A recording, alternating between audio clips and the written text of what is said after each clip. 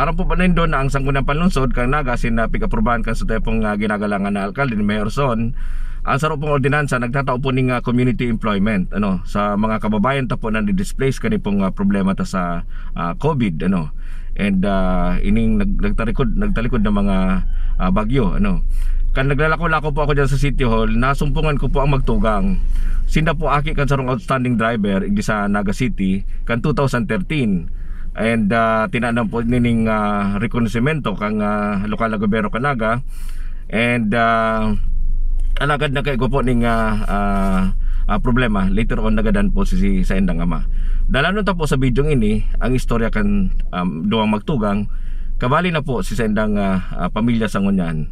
Hali po diyan sinda sa sendang dating lugar sa Calawag, ngunyan po yaw na sindang ngunyan diyan sa Balatas. Dalanon ta po ang video.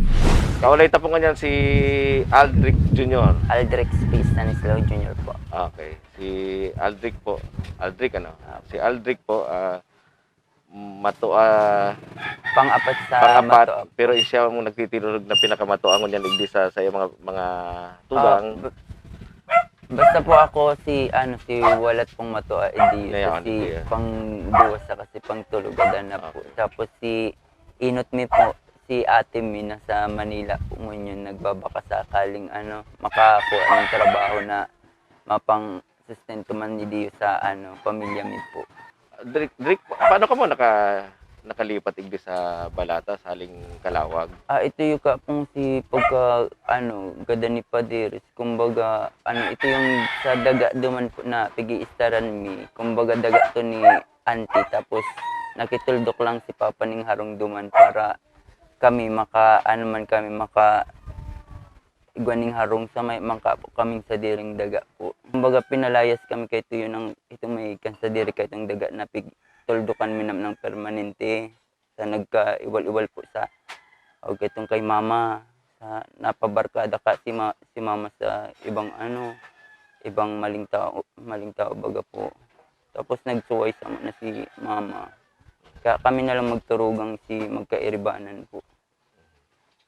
Man po ako kahit nagtrabaho sa Dait.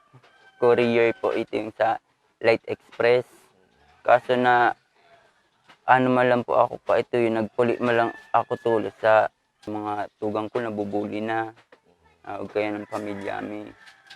Tapos pagka po kay tuyo, kaawol na lang lugod ako doon sa para may kaibanan si mga tugang ko sa ako ka ang mato ang yaon po hindi sa sa Bicol po. Kasi ate mi nasa Manila po. Tapos trabaho. Kaya ang mi kayan dyan, kami na lang magturugang si Tarabangan muna po. Pero ka mong iribanan igdi na haling Calawag? 7 po. 7 ka mo. So, Kasi pang-8 po, yaon doon sa nagtatrabaho. Ay kwartong sa may agom naman ka. So naglipat ka mo igdi ka Pero nagtatabang pa po siya. naglipat ka mo igdi katong time katong lockdown. Iyo po. Sabay ka mo igdi dito. So hindi na ka magtatrabang-tabang sa auntie mo. Iyo po kay auntie po. Si mama mo nasa nang Nang ibang bahay po. Kumbaga ito yung sa time na to yung si pagkagada ni Papa. Nadara siya ng mga barkada niya. May pick offer ka tong scholarship ang syudad. Iyo po, igwa po. Bilang premyo kay Papa mo nakakuha siya ng gamit sa tricycle, inuli niya dumasakay sa diri. Kumusta na itong scholarship na ito? May nagagamit pa kadtong? Ako pa po si last na naggamit po sa si Ate kay tuyo itong day na tapos siya sa may college po sa Ateneo pa baga po to yung laugan ni ni Ate. Day niya napatuloy sa may pa pala di 18,000 ba po sa scholarship. Tapos pagka may 30,000 pang kulang, day man hanap pa si ating pang gastos sa nag-try ng mag-urutang sa kabarkada. So ikaw nganyan ang nagtitindog na bali ama kang pamilya. Iyo. Ano man nganyan ang pigsibutan mo tabi direct? Idi po sa kumbaga ito yung sa pag kaning sa mga tugang, ito yung mga dapat mga gibuon man da idi sa lawag ning harong. Tapos kung pagtarabang sa magturugan sunod nagtataga hanap man po ning mga sideline lang po. kaya ka nakalaog naman sa Iyo programa po, kan City yun na po Hall, ito yung ano ang kami ninda ni Kuya Buboy na kaipuan ni Ipon yung malayo. Barangay. So, Ano ang pangarap mo sa mga tugang mo na sa Redgate pa, eh? Ano ang pangarap mo sa inda? ang pinaka-main ko man lang po si makatarapos sinda po gabos. Biski sinda na sa sa kuya, pwede man ako maglaog kung biski gorang na baga po, pwede pa man magklase. Kaya ang iyan mga aki, para ito yung makahabol-habol sinda para pag dakula ninda may mapagmamalaki man sinda sa magiging pamilya ninda. Aamay po kaming mata mga 5 para mag-prepare po ng mga paninda. Pag matami po, digli po kaya kami nagtuturog sa tindahan. Pag matami, kanya-kanyang asikaso, si Saro ma-prepare ng mga gulay, si Saro yung po sa paglinig, Saro sa fishball, mga street foods po, tapos yun mga preparation. Kanya-kanya si Saro naglilinis na po, hindi nag-uudis. Tapos pagkatapos po, nagmumodule naman po si Bunso. May nagtatabang man po yung para linig video sa kuya. Masakit ang pamumuhay mo ngayon. Basta tarabangan kami.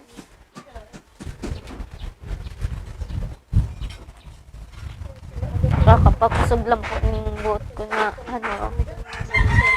dawa mahirap ang sitwasyon ngayon yan. Iribanan ng giraray kami magturugang. Dahil kami nagbabayaan. Nagtatarabangan kami. Bigyan nilang importansyang pamilya, ang magulang, na sa hirap o ginhawa, sana manggiraray sinda, buo, na tatarabangan lang, sa oras na naghihirap ang Saro, magtuwangan, na sana sa oras na gipit ng Saro, hindi pagpabayaan. Ga-assist ako sa inda, kaya lang, may mga time na ning nagsasabi ining mga aki, nakatupakagada ni kuya na minsan, grabe nang pag nadaman ako, supog po gayod na magsarabing, ante, grabe na si, medyo napapabayaan po kami. Tapos, one time po pag duman ko, bigla ko na lang nailing na sinda sa kubo-kubo na ay nakikisirong sa balyong tinampo. Anong apod kayan? Kumot na lang ang kada ko nagluluto sinda sa tinampo ng nag-uuranan, si kawali ni nang pigigisan na uranan. Tapos, duman na po ako nagpuo na magparahapot, taday man ni nagpapara aranong marisa ko ta. Aramin every now and then talagang na tabang man ko sa inda. Grabing pasalamat ko sa family kang agum ko na talagang pinadagos kami digdi. Inaalalayan mi naman po na magtultulang po silang magklase. Tapos ining mga pamangkin kong mga lalaki na kung saan naghahanap ng racket, makatabang man lang din. Sabi ko, maski dyan magsigid-sigid, maski anong trabaho, araw kang ginibo ni Papa Nindo na basta maray, sa maray. Maski pirasa na basta maray ta, dahil ko man sinda papabayaan. Makakaulay ta po ang sarpong registered na psychologist na Ateneo Dinaga University. At pipira lang po sinda sa Bicol na ikuning araw kaning si Ma'am Gail na Abonal Gomez.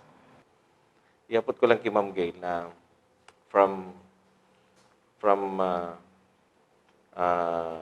this, yung mga karupukan ng mga event sa buhay kan lalo na sa mga aki. Ano ang garo total na epekto ni sa well-being kan si mga aki, ranging from mga 20 hanggang ang pinakangungod nila is garo 5 or 6 years old. Siguro po, puunan ko sa pagsabi na in general, any change in our life events can actually cause stress. So, kaya iningani pong concern tango niyan sa pandemic, matik-matik na maray kang gabos. Duman po sa case kaining mga aki, ang inaagihan nin dangon yan, siguro in addition to other stressors na igwasin dangon yan, itong grief itong feelings of loss, no, for sa indang ama. Iyan po dahil sa death. Tapos not only that, grieving and losing din naman po itong experience in na being abandoned by the mother. So kung bako po iyan so normal na nangyayari sa inda kaito, definitely grabe po ang impact kaiyan sa indang ngunyan. So bukod po kaya duman sa concern na grieving sinda, may feelings of sense of abandonment sinda, nag-adjust din sinda duman sa pagbuhay, perhaps si lifestyle na dati araminda may nagaataman sa inda, may nag-aalaga sa inda. Madakula po ining mga aki na iniyo nakadakol, posibleng kadakol hapot. Aside from that po, so adjustment din sa mga bagong caregivers, no? I heard pigaataman ngunyan kang mga kang relatives. So maray po ngani ta may relatives na nagaataman, pero even then ma-adjust man giraray sinda duman. Kung nagdarakula na ini na sa harong na ini ang set of rules, ini si manner ninda kang pag-communicate, ini ang language of love ninda o kung ano pa man po, pwedeng digdiyo iba man, di po kita sigurado kung pareho. So, dakol definitely sindang pigpiga aagihan, no, in terms of adjustment. Actually nga ni ma'am, ikaw pa nga ning mga istorya na nabully si mga nakakapirang tugang. So ano po ang pwedeng mga coping strategies na pwedeng i-apply within yung pamilya nila? Siguro po before kita mag-expect na mag-cope sinda, siguro tawanan mo na ng intervention. At least itong maproseso, ita po kaya sigurado, ita aram kung nakumusta na bang ining mga aking ini sa pagkagadan kang ama. Kasi ang Arab ta din po, very close sinda sa father ninda. So, napag-ulaya na ba yan among themselves? Kumusta sinda na si father ninda? Saro pa po na piga-address nga ni si pagpaghali din kang mother. So, kung iilingon ta po, di kita talaga maka-expect na ano ba, are they coping on their own? Pwede man, pero sinda na kukumusta pa, perhaps. So magayon po siguro, iyo mo na iyan. External help mo na ang itao. Ma'am, sa murang edad ba ninda, nagpailing naman sinda ning pagkaburunyog sa sarili ninda. Eventually, paghihiling tama na dire-diretso na ini. Ano pa ang pwede tang may advice sa inyo para mas lalo sindang maging mas burunyog na turugan? Siguro po, kung nagdakula naman sila na very close to each other, itong reminder lang na si connection ninda, mawara no, sa kada saro. Kumbaga, i-remind po din sinda na kung paano sinda pig-ataman kang mga magurang ninda, kang father ninda, no, na agaro nga ni grabe po ang influence sa inda. Si reminder na sa buhay man giraray ito. Aram ta po difficult yan medyo duman sa mga saradit. Pero pwede po silang matukduan, no, in terms of behavior, in terms of doing.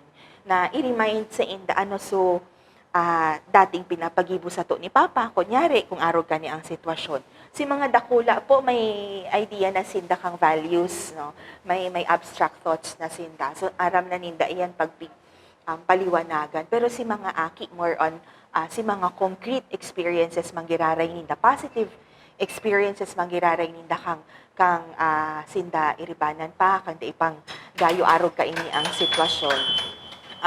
Siguro itong i-remind lang, no, na every time may kunyari challenge or problema, babalikan ninda ano si mga ginigibo ta kadto para malampasan ta ini. And siguro po balik duman sa routine, kung ano si dati nindang routine, kung sila nagkakralase, sana yaon manggiraray iyan si pagklase. Ini din po itong panahon na talagang more than ever kaipuhan ninda itong support system. So, baka kaipuhan din po sindang i-guide, no, na sangunyan sisay itong mga nasa circle mo, within and outside your circle, na pwedeng mahagadan tabang just in case na pagmati nindo kaipuhan nindo ning tabang. Makadagdag man po duman sa pagmati ninda na di man sinda solo na dakol actually pwedeng makatabang sa inda sa inaagihan po ninda na ini. Naga City Bantay Pamilya nag-offer kami psychological services. So kung sa ngunyan po kaipuhan ng maray na mag-undergo ning counseling or therapy, grief therapy, si mga aki, pwede po yan gibuhon duman sa Naga City Bantay Pamilya. Thank you very much, Ma'am Gail Abunal Gomez. Actually po yan ang second part na mga pudang kita duman sa may mga taos puso baga na gusto magtabang na inyong pamilyang ini magturugang we'll provide you kung anong details magtayo sila po sa Moya and then we'll link up duman sa pamilya. So ma'am, salamat po maraming sa oras. Meron mga tugang, duman po pala sa gustong magpaabot ng mga issue, gustong ma-discuss, iya po i-PM sana sa Tuya or i-text po sa Tuya pong cellphone number and tangaring pong ma-discuss na po yan, ma-antisiparan ta, ma-preparan ta po para sa masunod pong mga aldaw, mga simana. So sa liwat, mag-irilingan po kita sa masunod pong Sabado. Pag-urulayan ta po. Salamat na maray po sa Sendo. God bless and stay safe.